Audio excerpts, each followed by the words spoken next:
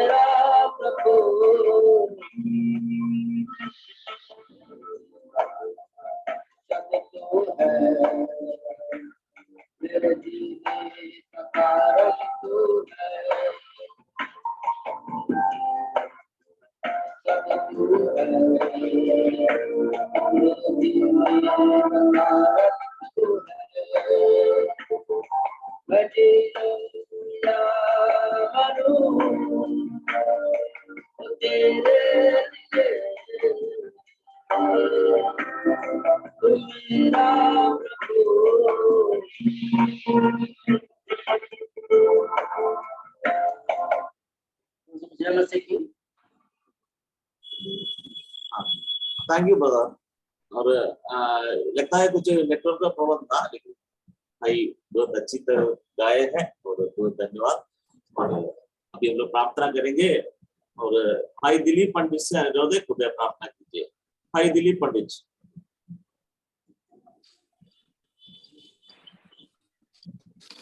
प्रार्थना करेंगे। हाँ, वो तो प्रार्थना कीजिए। प्रभु परमेश्वर, हम आपको धन्यवाद देते हैं। आपने दिन भर हम सबों को संभाला, अलग अलग जगहों पे आपने रखा है, हम सबको संभालते हैं। प्रभु हम धन्यवाद देते हैं। प्रभु जी, दिन भर के कार्यों में आपने आशीष किया है, इसके लिए धन्यवाद देते हैं। इस संध्या के समय हम लोग जूम मीटिंग के द्वारा प्रभु जी एकत्रित हुए हैं। प्रभु हम धन्यवाद देते हैं। अभी हम आपके दास यस मस के द्वारा प्रभु जी आपका वचन को हम लोग सुनने के लिए जा रहे हैं। आप सहायता करें और अनुसरण पाने को भी प्रभु आप सहायता मदद करें कि वो अच्छे से हिंदी में हम लोग को ट्रांसलेट करके देने पाए प्रभु जी, ताकि हमारा भाषा, हमारा सरल भाषाओं में हम लोग समझ नहीं पाए प्रभु जी, और ये वचन हम सबों के आत्मिक जीवन के उन्नति का कारण हो। प्रभु जी, बीते दिनों में भी हम लोग ने पवित्र आत्मा के विषय में सीखा है। आज भी प्रभु सीखने में आप हम सबों को सहायता और मदद करें। सारे आदर महिमा आपको देते हैं। प्रार्थना इस मसीह नाम मांगते हैं, दया सुनिए, स्वीकार कीजिए। आमीन। आमीन। धन्यवाद brother. Now it is over to let us turn and answer one.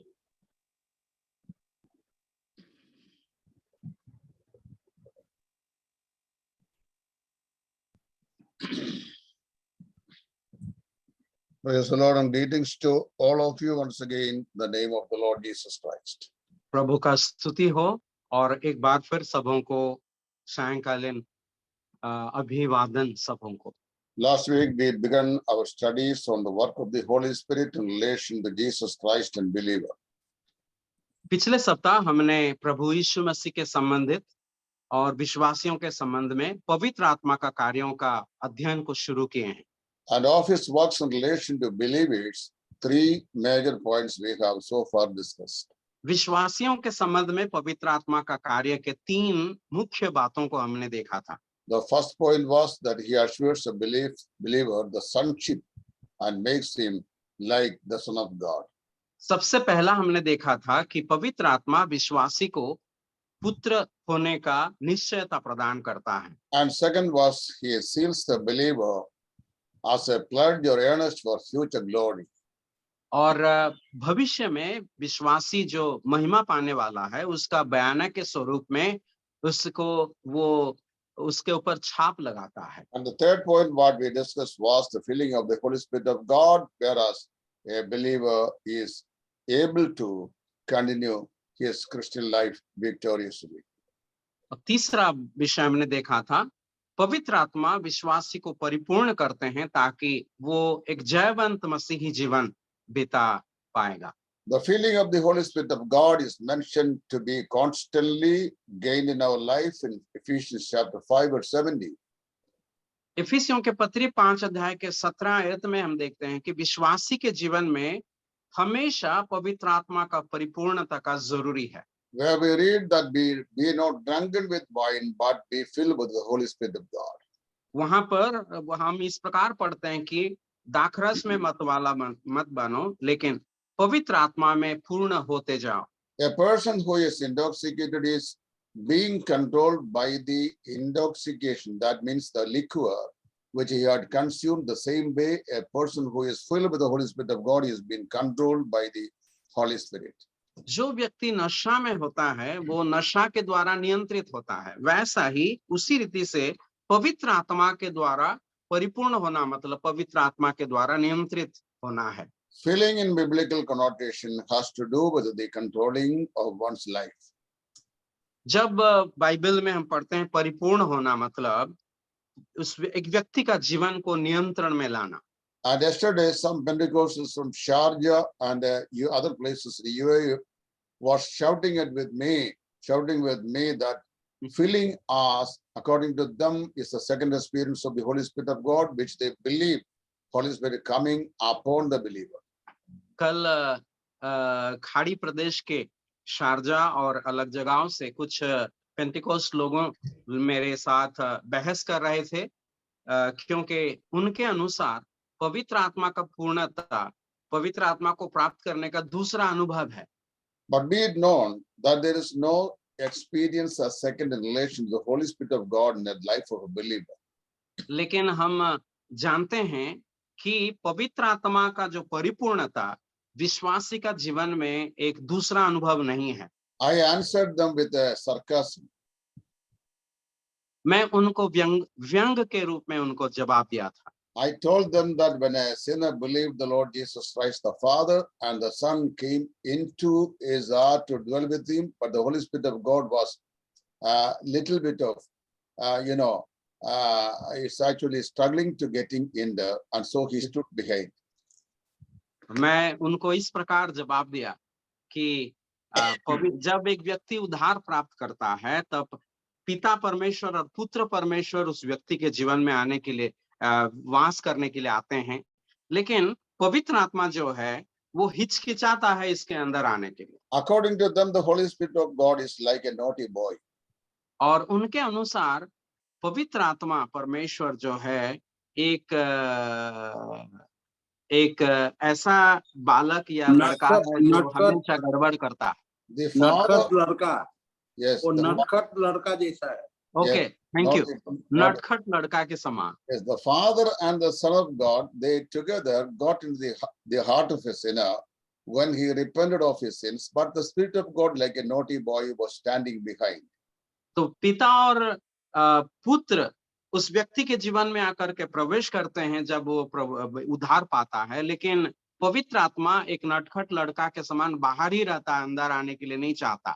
They interpret the text as if the Spirit of God saying that except you be waiting and especially inviting me for some time, that I will never enter in your heart. वे इस प्रकार का शिक्षा देते हैं कि पवित्र आत्मा जैसे बाहर ही इंतजार कर रहता है, और जब तक ये विश्वासी पवित्र आत्मा को अपने हृदय में निमंत्रण नहीं करेगा तब तक वो बाहर ही रहेगा। But the Bible says the God of the Bible is a triune God, that Trinity cannot be divided or separated. Therefore, when a person believes in Jesus Christ, the triune God comes and dwells with the man. Bible हमें बताती है कि परमेश्वर जो है Bible का वो त्रिएक परमेश्वर, त्रित्व परमेश्वर है, और वो एक दूसरे से अलग नहीं हो सकते हैं, और जब वे काम करते हैं एक साथ मिलकर के काम करते हैं। When a person is born again, that he becomes a new creation. जब एक व्यक्ति नया जन्म प्राप्त करता है वो नई सृष्टि बन जाता है। That new creation has new life, the Bible says. और बाइबल बताती है कि उस नई सृष्टि में जान या नया जीवन मिलता है। When a child is born in a house, the delivery may be attended in a hospital. It is not after the child is being delivered, the concerned midwife is injecting the life into the vein of the newborn child, but the child is born with a life. जब एक परिवार में एक बच्चा पैदा होता है, शायद वो हॉस्पिटल में जन्मा हुआ हो, लेकिन जब एक बच्चा जन्म होता है, जन्म होने के बाद उसको जीवन नहीं मिलता है। जन्म जब होता है उसी समय ही जीवन के साथ वो जन्मता है। But as many times that we explain this phenomena to the charismatics and these Pentecostals, that will never enter into their mind. लेकिन हम जितना भी कोशिश करेंगे उनको समझाने के लिए इन पेंटिकोस्टल लोगों को, वे कभी भी समझेंगे नहीं।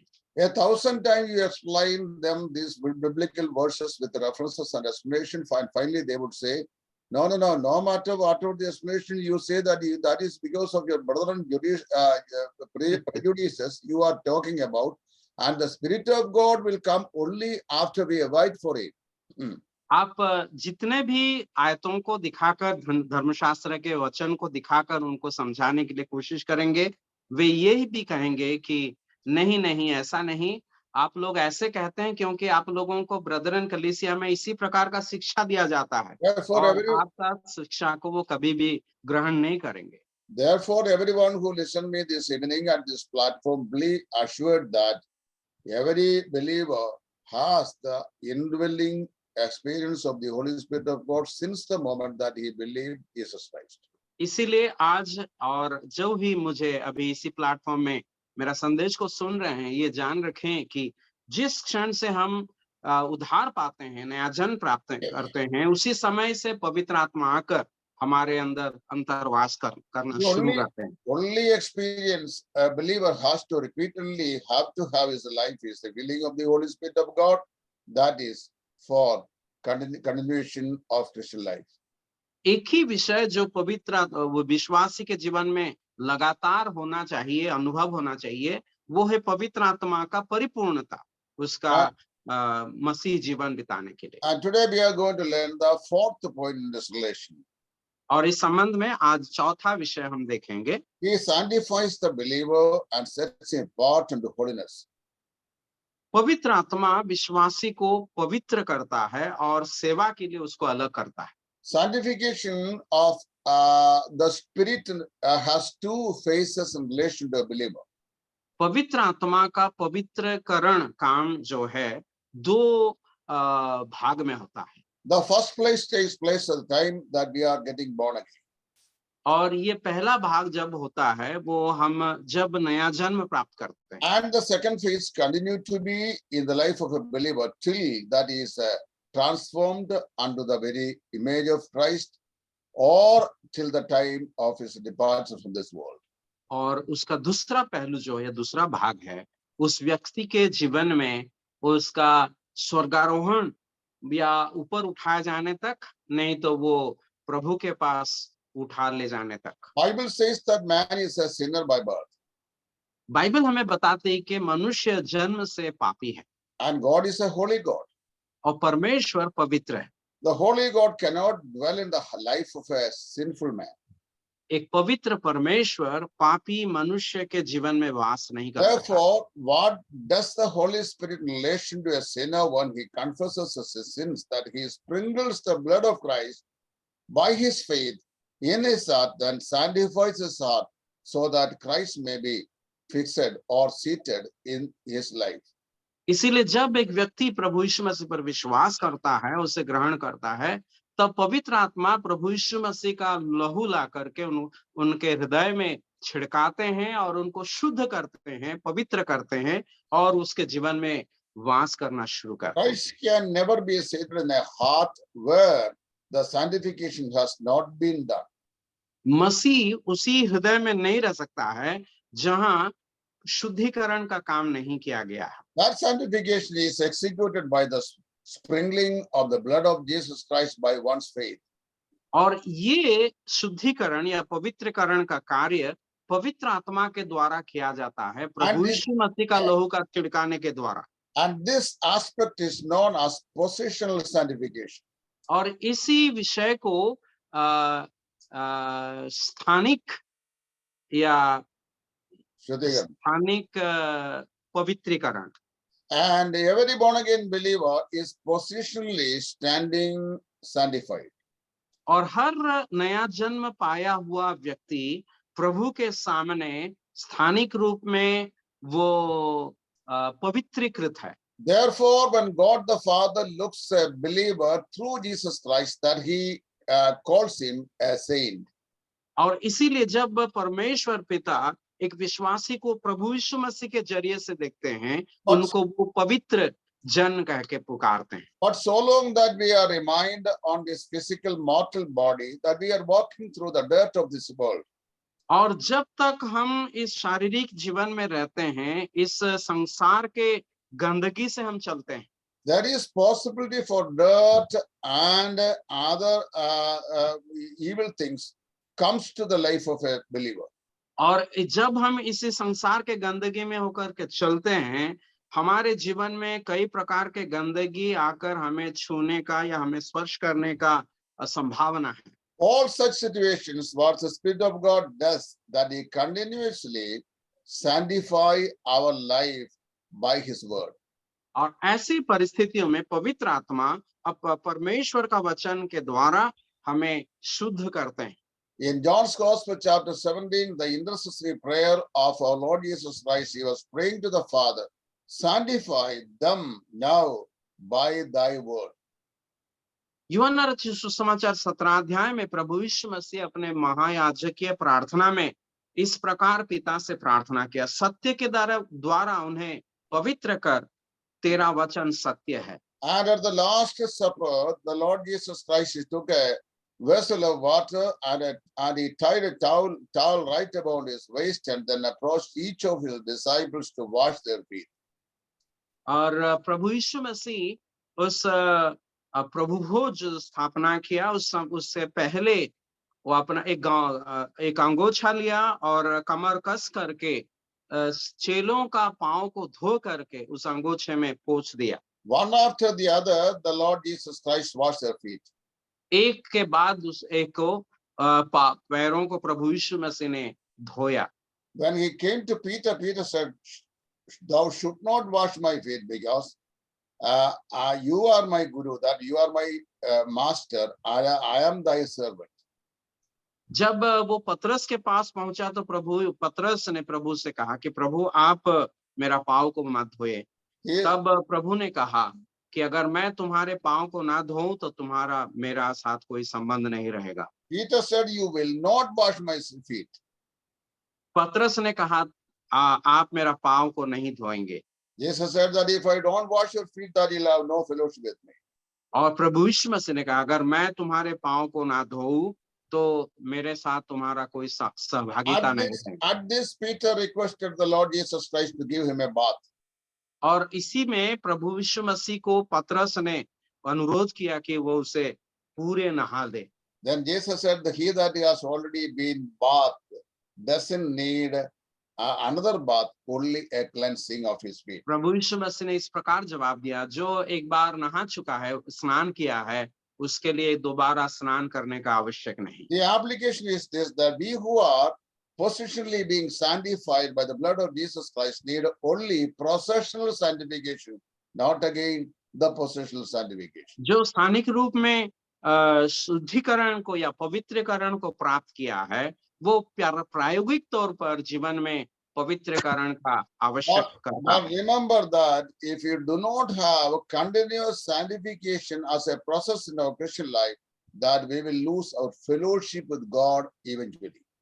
और अगर हमारे जीवन में लगातार इस पवित्रीकरण का प्रक्रिया से हम नहीं चलेंगे तो प्रभु के साथ हमारा सहभागिता को हम हरा देंगे, खो देंगे। So we have a twofold sanctification as a believer. One is positional and the other one is processional. और हम विश्वासी के तौर पे दो प्रकार के शुद्धिकरण या पवित्रकरण को प्राप्त करते हैं। एक है स्थानिक शुद्धिकरण, दूसरा जो है प्रक्रियात्मक शुद्धिकरण। And number 5 now, he abides continuously with the believer. John 14:60. पवित्र आत्मा का पांचवा काम वो विश्वासी के साथ हमेशा रहते हैं। वो यूहन्ना 14 का 16 आयत। The Spirit of God continuously abides with the believer. पवित्र आत्मा परमेश्वर विश्वासी के साथ हमेशा रहता है। John 14:16, the Lord Jesus Christ Christ said his disciple, I will go to the Father and he will send you another comforter that he might dwell with you forever. और प्रभु यीशु मसीह ने कहा कि मैं तुम्हारे लिए एक और सहायक भेजूंगा जो तुम्हारे साथ हमेशा वास करेगा। This morning, 2 Pentecostals asked me a question. How do you teach like this? This is your teaching is heresy because you say that Holy Spirit of God once for all that comes to dwell with the believer's life, but it's not as the Bible says. They say that we have to receive him for the second time by a special invitation, the inviting. आज सुबह 2 Pentecost लोगों ने आकर मेरे साथ बहस कर रहे थे और लोग बोले कि आप कैसे इस प्रकार का शिक्षा को देते हैं, आप तो गलत शिक्षा दे रहे हैं, क्योंकि पवित्र आत्मा को एक बार हम ग्रहण नहीं करते हैं, बार-बार उसे ग्रहण करना आवश्यक है। I gave him a sarcastic illustration. और उनको भी मैं एक व्यंग्यात्मक रूप में जवाब दिया। My illustration goes like this. मेरा उदाहरण इस प्रकार था। I said a man had a marriage proposal with a woman. एक पुरुष एक स्त्री के साथ वैवाहिक प्रस्ताव को The लाया marriage engagement was over. और उनका जो सगाई खत्म हो गया था There was 2 months gap for the felicitation of marriage. और विवाह करने के लिए 2 महीना और बाकी था। The bride, the prospective bride's father was in Arabian Gulf, but unfortunately, by the time he was not granted leave by the officers, and he could not attend the marriage. उस लड़की का जो बाप होने वाला है वो विदेश में रहता था और उस समय वो नहीं पहुंचने के लिए किसी प्रकार का संभावना नहीं था। The marriage service therefore took place in the absence of his father-in-law. और इसीलिए वो विवाह पिता के मतलब उस बेटी का पिता के अनुपस्थिति में हुआ। 3 months after the felicitation of marriage, there came the news that his father-in-law was coming from Arabian Gulf. और विवाह के 3 महीने के बाद ये संदेश मिला कि वो उस लड़की का जो ससुर जी है वो विदेश से आ रहे हैं। His wife came to him and said that my father is coming down from Arabian Gulf in the coming week. और लड़की ने लड़का से बताया कि मेरा पिताजी विदेश से अभी आने वाले हैं। The moment he heard the good news of the arrival of his wife's father, the boy began to become restless. और जिस क्षण वो लड़का ने ये सुना कि उनका ससुर आ रहे हैं वो बहुत ही विचलित हो गया। His wife asked him what was the reason for his restlessness. और तुम इस प्रकार क्यों व्याकुल हो रहे हो, विचलित हो रहे हो करके उस पत्नी ने पूछी। He said, however, your father was not present the day of marriage, and I was thinking how I will make him my father-in-law again. और वो बता रहा था कि मेरा विवाह में तो ससुर जी नहीं थे, तो कैसे मैं उनको एक बार फिर मेरा ससुर बना सकूंगा। The girl tried to explain him that the moment that he took her hand and made the pledge marriage vows that all people related to his wife became his relatives by that ceremonial effect, but the man was unwilling to accept all the explanation. लड़की ने बताया कि जब तुमने मेरा हाथ को पकड़ा विवाह वेदी में, उस समय मेरे सारे प्रियजन आपके हो गए, लेकिन ये लड़का इस बात को विश्वास करने के लिए नाराज था। In order to make the wife's father his father-in-law, he does not need again doing a marriage ceremony on another occasion. उस लड़की का पिताजी को वो लड़का अपना ससुर बनाने के लिए दोबारा विवाह करने का कोई जरूरत नहीं है। And this is what is happening with the Holy Spirit of God coming to dwell with the believer. और विश्वासियों के जीवन में पवित्र आत्मा जब बार-बार आते हैं, यही होता है। The moment he believes in Jesus Christ, that all the 40 different blessings and experiences a believer got from the Holy Spirit of God. और जिस मुहूर्त या जिस क्षण पवित्र आत्मा एक विश्वासी के जीवन में आते हैं, उसी समय पवित्र आत्मा के सारे आशीर्वाद इनको मिलता है। Once he comes to dwell with the heart of a believer, that he never depart from him as was in the Old Testament. और एक बार जब पवित्र आत्मा एक विश्वासी के जीवन में वास करने के लिए आते हैं, वो कभी भी उसके जीवन से दूर नहीं जाते हैं, जैसे कि पवित्र आत्मा में वो करते थे। The Holy Spirit पुराने नियम में The Holy Spirit of God shall remain to dwell with the believer till the time that he is translated or he depart from this world. और कलीसिया को या विश्वासी का रूपांतरण के समय या स्वर्गारोहण के समय तक या उसका मृत्यु तक पवित्र आत्मा उसको कभी नहीं छोड़ेंगे। No need to fret over this discipline again and again. और पवित्र आत्मा को बार-बार हृदय में आमंत्रित करना कोई आवश्यक नहीं। Even if sometime a believer commits sin, the Holy Spirit of God is not departed from him in the New Testament era, but he is grieved within the believer. यद्यपि विश्वासी कभी पाप कर सकेगा, फिर भी वो पवित्र आत्मा उसके जीवन से दूर नहीं जाता है, लेकिन जब वो पाप करता है विश्वासी, उस समय पवित्र आत्मा दुखित होंगे। Therefore, Paul gives a special exhortation in the book of Ephesians that grieve not the Holy Spirit of God, whereas you are sealed unto the day of redemption.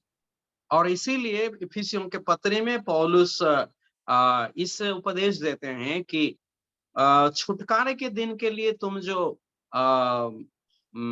पवित्र आत्मा के छाप पाए हो, उसी पवित्र आत्मा को शोकित मत करो। Now, point number 6. अभी छठवां विषय, He takes the word of God and teaches the believer. वो परमेश्वर का वचन लेकर विश्वासी को सिखाता है पवित्र John आत्मा। 14:26. यूहन्ना 14:26, 1 Corinthians chapter 2 verse 13. पहला कुरिन्थी 2:13। And John 14:26 tells us that when the Holy Spirit of God will come, that he will not speak anything of himself, but he will explain to his disciples what they heard of Christ. यूहन्ना 14:26 में हम देखते हैं कि पवित्र आत्मा अपने बारे में कुछ नहीं बताएगा, लेकिन प्रभु से वो लेकर के विश्वासी को बताएगा। Jesus Christ said, when the Holy Spirit of God is come, that he will not speak of himself, rather he will glorify and magnify Christ. प्रभु यीशु मसीह ने इस बात बताया कि पवित्र आत्मा अपने बारे में नहीं बताएगा, बल्कि वो मुझे महिमान्वित करेगा। But the Pentecostals are doing on the contrary. When they come to the dais, that they have nothing to speak about Jesus Christ or his word, but they are only shouting about the Holy Spirit of God. लेकिन हम देखते हैं पवित्र पेंतिकुस लोग क्या करते हैं, जब वे प्रचार करने के लिए वेदी पर खड़े हो जाते हैं, वे प्रभु यीशु मसीह के बारे में या परमेश्वर के बारे में नहीं प्रचार करेंगे, लेकिन पवित्र आत्मा के बारे में कह करके चिल्लाते रहेंगे। This morning I saw a video that was flashing in the social media. One man just dancing like a dancer on the dais and saying, "Fire, fire, fire! Receive, receive, receive." What is that? I don't know. मैं आज एक video देखा जो social media में बहुत viral हो रहा है कि एक व्यक्ति वेदी पर खड़ा होकर के ऐसी डांस कर रहा है और वो कह रहा है फायर फायर फायर, मतलब आग आग आग। And these all abominations to the Lord.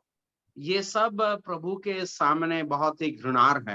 Jesus said the Holy Spirit of God, but the main task what he does when he is present here on the earth is takes the word of God and teaches the believer.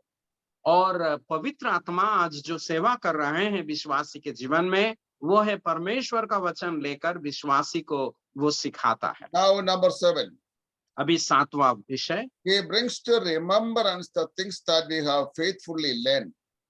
हमने जो विश्वास योग्य के बहुत विश्वस्त रूप में सीखे हैं, उसी को हमारे स्मरण में वो लाता है फिर से। When we are talking the word of God to somebody else, जब हम परमेश्वर का वचन किसी को बांटेंगे या or देंगे, standing on a pulpit to preach the word of God to the saints gathered in a church, शायद कलीसिया में जो विश्वासी लोग एकत्रित हैं, उनके सामने हम वचन बांट रहे हैं। it is the Holy Spirit of God who brings into remembrance what we have learned from the word of God.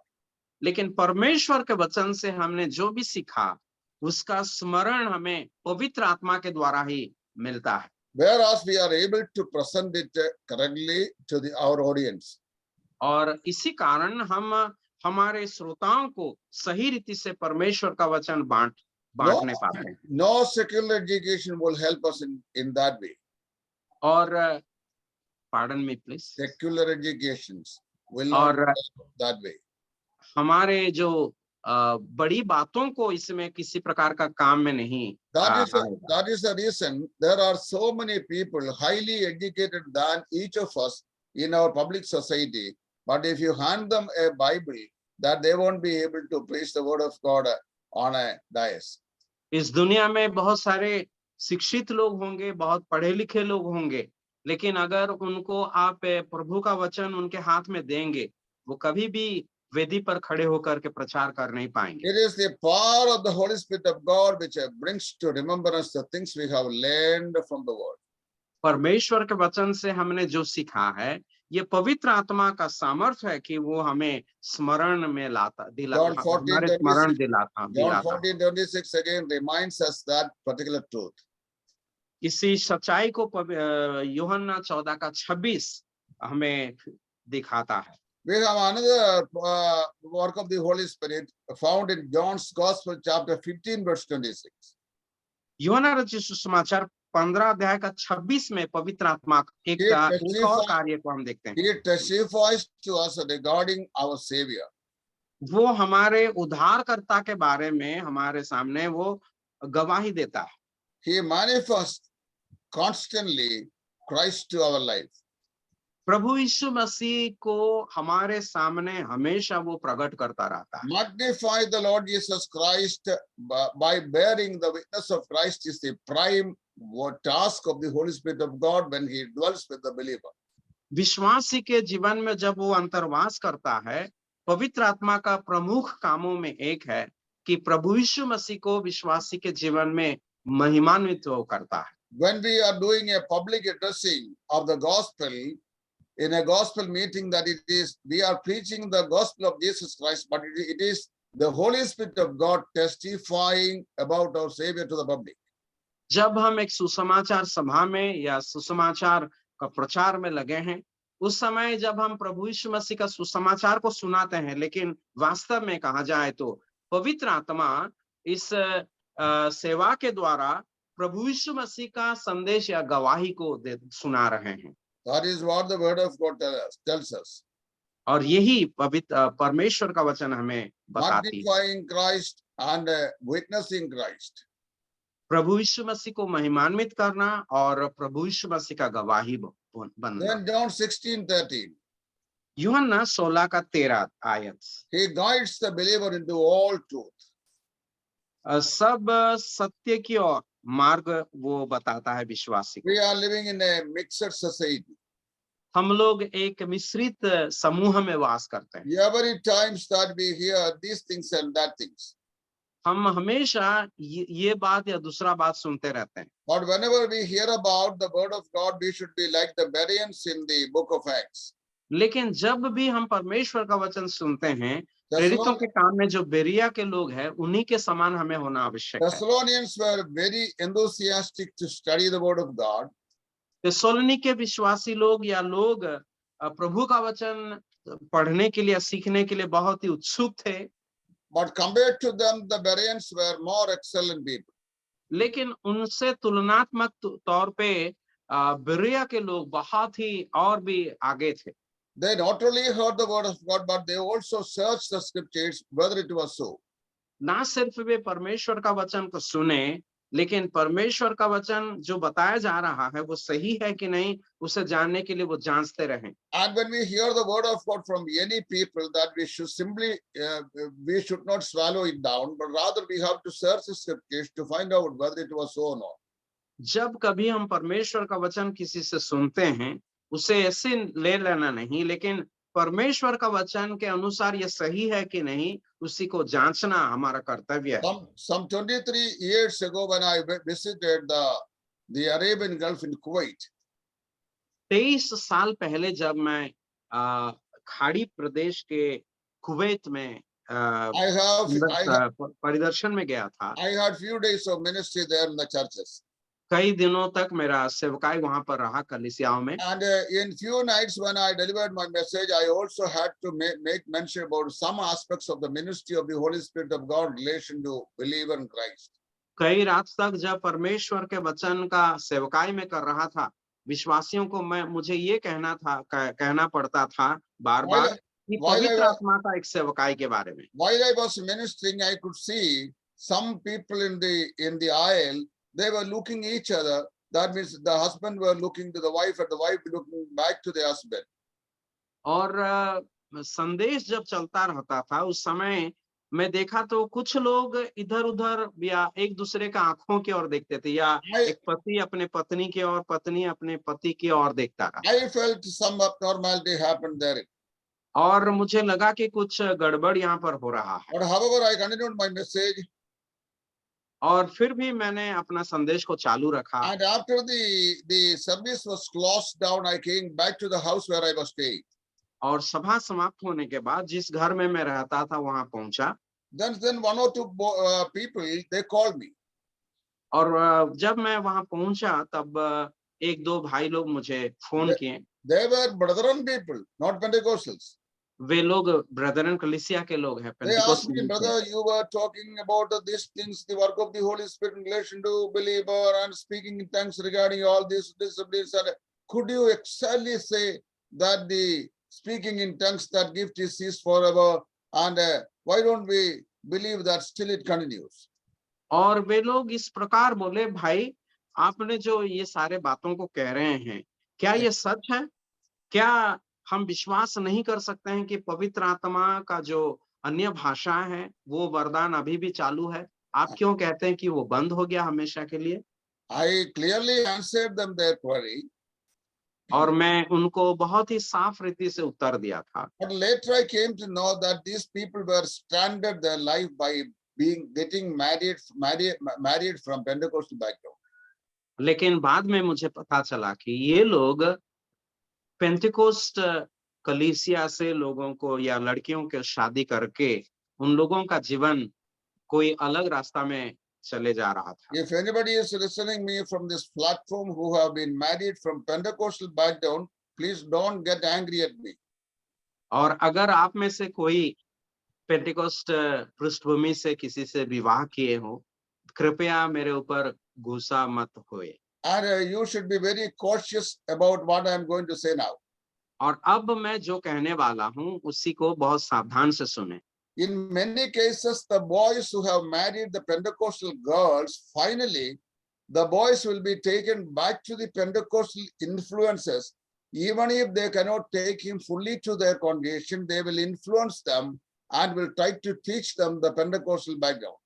जो लड़के लोग पेंटिकोस्ट लड़कियों से शादी करते हैं, वे धीरे धीरे उस पेंटिकोस्टल के शिक्षाओं के द्वारा प्रभावित हो जाते हैं।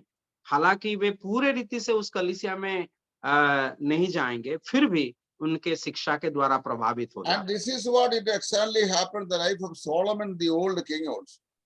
और ये ऐसे ही हुआ था, और जैसे कि राजा सोलोमन के साथ भी हुआ था। God gave him some very beautiful wives from the Jewish community. और यहूदी समूह से प्रभु बहुत सुंदर स्त्रियां उनको दिया था। But he had taken some of the beautiful daughters of Pharaoh also into his chamber. लेकिन हम देखते हैं कि फिरौन राजा के कुछ सुंदरी लड़कियों को भी या बेटियों को भी वो विवाह में ग्रहण किया।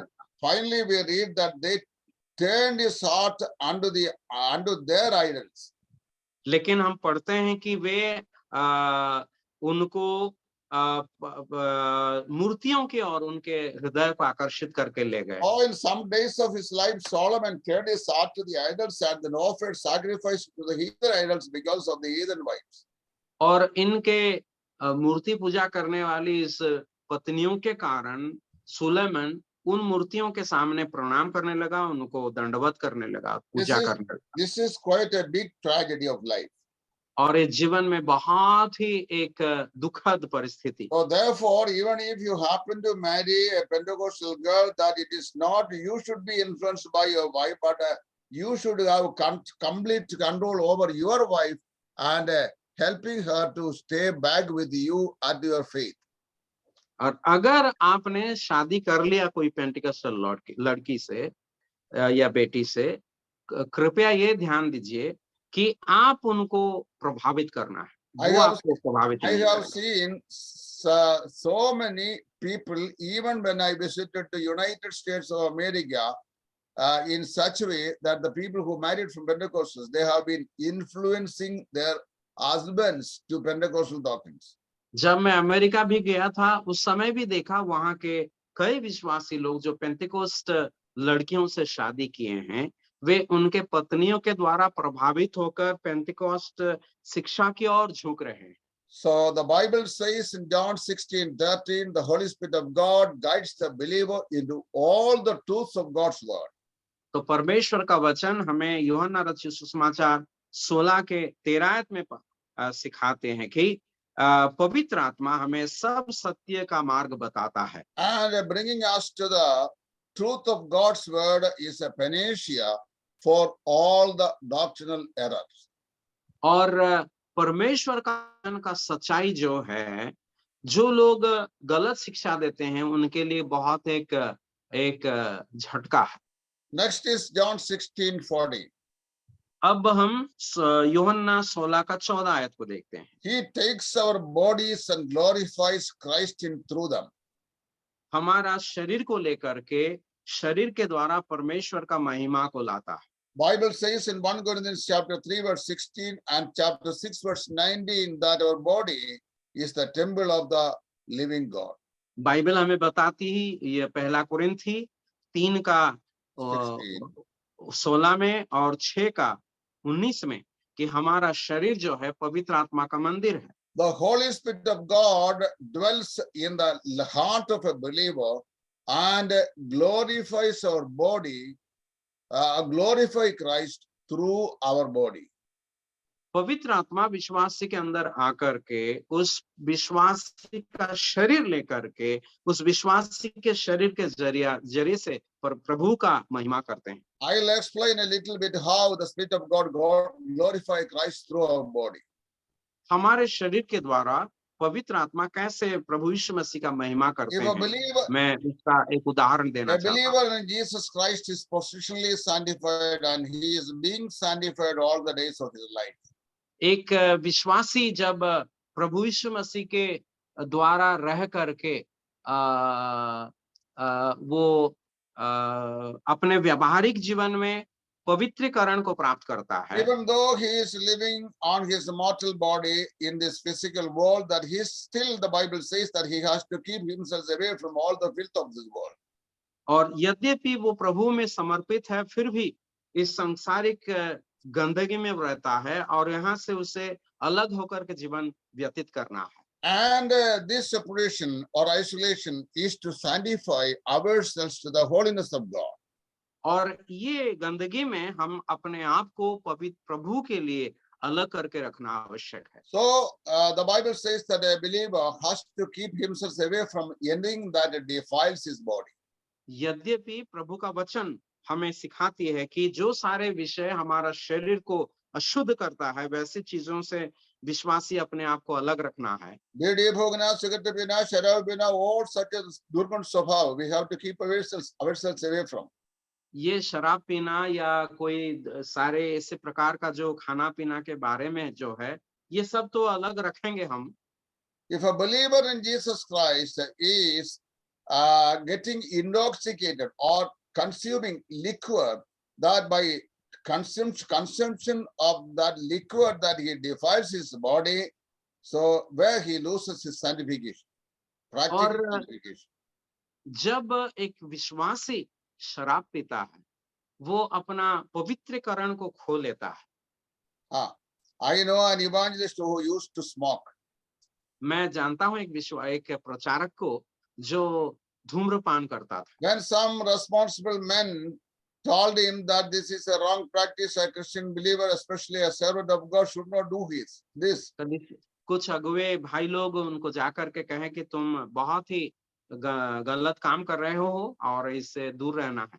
Soon he brought one verse from the book of Job. और अय्यूब के पुस्तक से एक आयत दिखाया। Chapter 41 of book of Job describes a very fancy creature in the deep ocean whose name is Leviathan. और एक प्रचारक के बारे में हम 41 अध्याय में पढ़ते हैं। And Job says that the Leviathan from his nose the smoke comes up. और वहां पर जो लेवियाथन करके लिखा है 41 अध्याय में, उसका नाखून से या नाक से वो जो धुआं निकलता है। So he was justifying his smoking experience by the Leviathan smoke which spills out of his nose. तो यहाँ पर वो अपने आप को इस लेवियाथन का स्थान में रखता था जिसका नाक से वो धुआं निकलता था। Another time I met with a believer who used to take a little bit of liquor. मैं एक और विश्वासी से मिला एक बार, जो थोड़ा थोड़ा शराब पीता था। He told me that in the Old Testament, there are several hundred people, they intoxicated. Even Noah, he went beyond the point of intoxication. और वो इस प्रकार बताया कि पुराने नियम में कई लोग शराब पिए और नोआ तो नशा में भी आ गया था। Please turn off your mic. Those who are attending, I am getting disturbed. कृपया अपना माइक को बंद करके रखें। And in 1 Timothy, Apostle Paul has exhorted young Timothy to take a little bit of wine instead of constantly drinking of water for his stomach diseases. और तीमोथियस का जो पेट का समस्या था, इसीलिए पौलुस उनको थोड़ा द्राक्षरस पीने के लिए सलाह दिए हैं। Some people सिर्फ take पानी ना that verse पीकर। some people take that verse for granted. और कुछ लोग इस ऐसे आयतों को पढ़ते हैं और यही तो शराब पीने के लिए But अनुमति है। the Bible tells us that we have to keep ourselves always separated from anything, whether it is food or liquor, drinking or whatever it may be, that would eventually defile our body, as the Holy Spirit of God is trying to glorify the Lord Jesus Christ through our body. लेकिन हमें ये जानना आवश्यक है, कोई भी विषय हम क्यों ना ले, अगर वो हमें हमारा शरीर को अशुद्ध करता है, ऐसे चीजों से हमें दूर रहना है। Because our body is the temple of the living God. क्योंकि हमारा शरीर पवित्र आत्मा परमेश्वर का या जीवित परमेश्वर का मंदिर है। A strong command Apostle Paul gives us in 1 Corinthians chapter 6 verse 19. और एक बहुत ही कड़क आज्ञा पहला कुरिन्थी 6 का 19 में पौलुस देते हैं। He who spoils the temple of God, whom God also will destroy.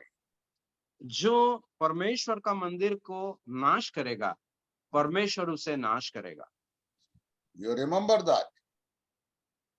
और ये हम हमेशा याद रखना आवश्यक है। If we are neglecting to keep the holiness standard in the body of in our body while we are living as believers, that eventually God will execute his judgment upon the believer who sins, and then his body also will be destroyed according to this words.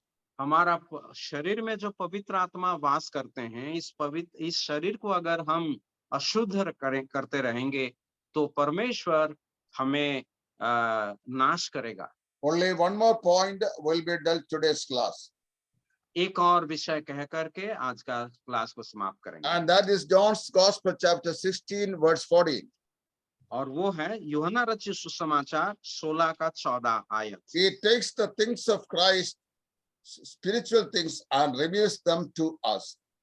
वो प्रभु यीशु मसीह के बातों को लेकर के हमें बताता है। All our spiritual instruction, which the Holy Spirit of God gives, that he receives it from the glorified Christ.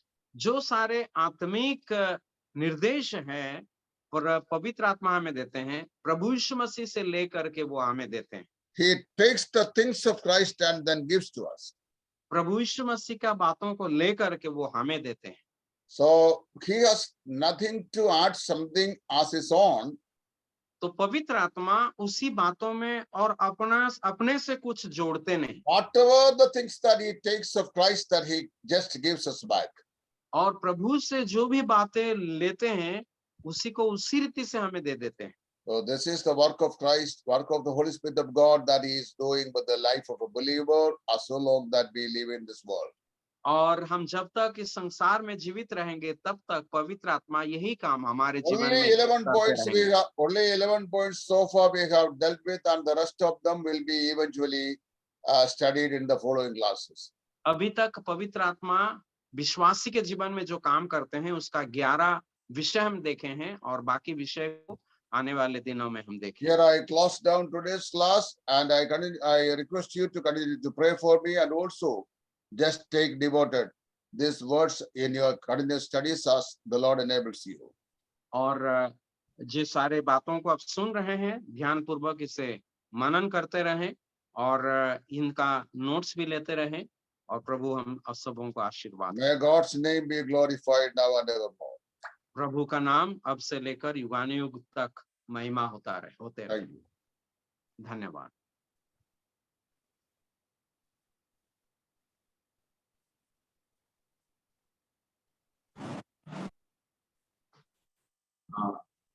Ajay क्षत्रिय से अनुरोध है, कृपया प्रार्थना कीजिए।